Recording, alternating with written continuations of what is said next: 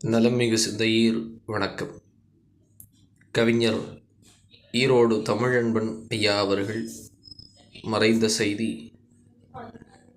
மிகவும் வருத்தத்துக்குரியது. தமிழ் இலக்கிய உலகிற்கு மிக பெரும் இழப்பு. சாகித்ய விருதாளர், சிறுகதை, நாவல் உள்ளிட்ட பல்வேறு நிலைகளிலே மிகச்சிறந்த படைப்புகளை வழங்கிய சிறப்புக்குரியவர், உயர்ந்த பண்பாளர்.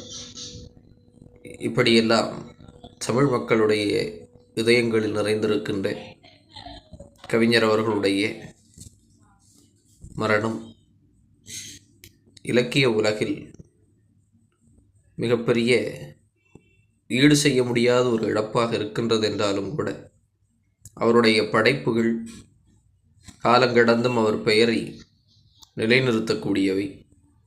வணக்கம் வள்ளுவ, செனிமலை கிளியோபாட்ராக்கள் முதலான தலைப்புகளே சிந்திக்கின்ற போதே சிலிர்ப்பை ஏற்படுத்துவன.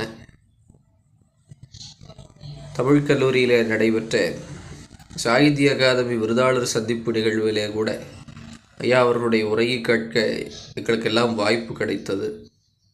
அதேபோல பல்வேறு கவியரங்கங்களிலே அவர் பங்கேற்று கவிதை வழங்கியவற்றையெல்லாம் கண்டிருக்கின்றோம், கேட்டிருக்கின்றோம், இணைய வழியிலே எல்லாம் பார்த்திருக்கின்றோம்.